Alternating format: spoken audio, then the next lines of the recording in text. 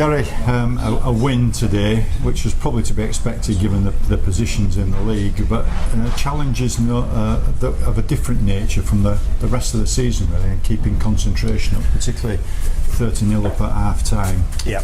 Second half must have been quite difficult for players to go out there and keep the intensity up. Yeah, it is about concentration for sure. Thought we scored some nice tries, but we yet again get sloppy at times and go away from what works and not getting to start points and executing the wrong plays, and it crept in. I thought for 10 minutes or so we looked a bit scratchy and a bit sloppy, but it is difficult to keep your concentration and people jumping in and doing things that they wouldn't normally do. I think there were a little bit of that, but got to be pleased with scoring 64 points.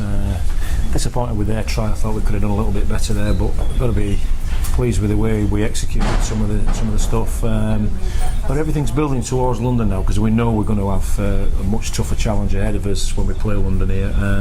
So yeah, it's about preparing, building each week now and moving forward. And we got what we wanted today and played some good stuff at times. But again, lapses of concentration let us down at times.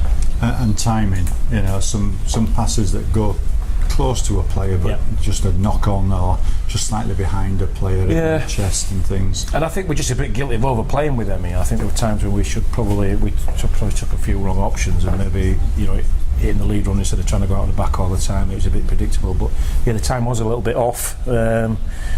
So we've still got things to improve on. We've still got a long way to go, but certainly happy with the result. I think we've got to be, really. But again, it does give you options in games like this to actually put some of your attacking play into some of the stuff that you do on the training field and try and make you sure that they're going through it in more of a competitive environment, and it surely helps you. Without a doubt, without a doubt. We obviously we didn't have it all our own way. They certainly put up some, they rattled us a little bit and they got stuck into us and they tried to spoil it. It was a very, very slow game. I do think the referees probably let them get away with a little bit, because they were slowing us down and we weren't able to play at the pace we wanted to, really. It was a very slow game in that respect, and sometimes when you're playing off slow rucks, your timing is off a little bit, but I think if it allowed us to play a little bit quicker, we might have been able to execute our strike plays better. But that's, it is what it is. No, don't do that. Even worse, but again, 2 weeks now to go, and it's really building up, as you say, to the London game, and it's now coming down with them just a point in front. I'm presuming that they've won today. They were leading quite handsomely. It's really 2 weeks there with London and overcome them and try and get a good time for the final. Yeah, that's right. I mean, we've got to take Kemmel apart next. That's next game. Obviously, we can't jump too far ahead, but I think there'll be very, very similar game plans to what we play next week, as we have done this week and the week after. The teams that we're playing are all playing a similar way, so the game plan won't change too much. It'll be how we execute it, really. Again, London have got a real big set of middles, and they'll try and barge down the middle of the field on us, and Emma will try and do the same next week. They've tried to do the same this week, so it's the similar game plans, just different level of opposition. So we just got to get it right. But I think if we prepare mentally properly as we should, and we approach the game in the right way, I'm pretty confident we'll be okay. But certainly the London game at home is going to be the challenge that we're all looking towards. But we can't disrespect Hemel, we can't take that lightly. We've still got to go down there and do a job.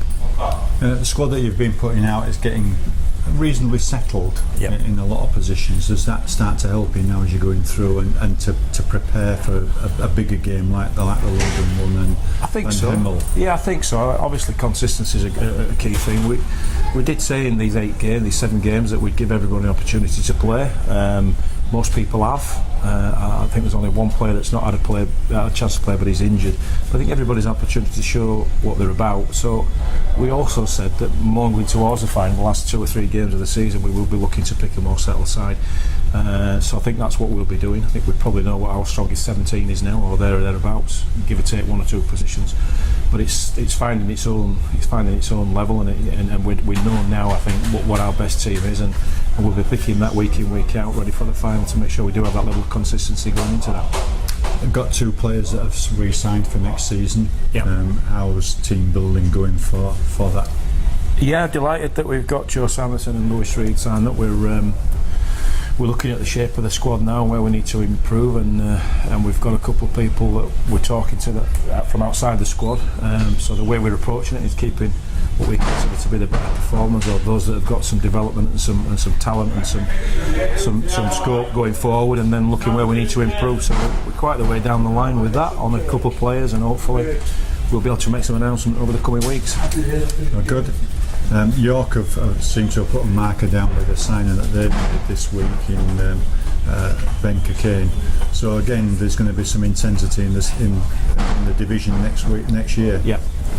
And you'll be looking forward to some good scraps, I would imagine. Yeah, they're all, and I know still keep in touch with Carlisle at Doncaster, and they're building for next year and looking for a chance to get promoted. So I think what teams will be doing is noticing that there's no Toronto, there's no Toulouse as there has been in the last couple of years, and thinking that next year might be their year. So I don't think York are alone in that. As I said, Doncaster will be there. Whoever doesn't get promoted between Barra, Whitehaven or whoever, they'll be thereabouts again next year. Plus the teams that are coming down, we don't know what Bradford are going to be like, so it's going to be an incredibly competitive division again next year. And there'll be quite a few teams thinking that it's their turn for promotion. So we'd like to be one of those teams that are up there competing for that and going for one of the two places for promotion. Definitely, I think if we can put a squad together that's competitive, that's what we'll be aiming to do. We know where we need to improve, and with a bit of luck, if we get the right players in, we'll be giving York and Doncaster and Barrows a real good run for the money next year. All right, well done on today's match, and I look forward to the next 2 weeks, and hope that we can seal a final place down here against whoever. Yeah, cheers. Thank you. Thank you.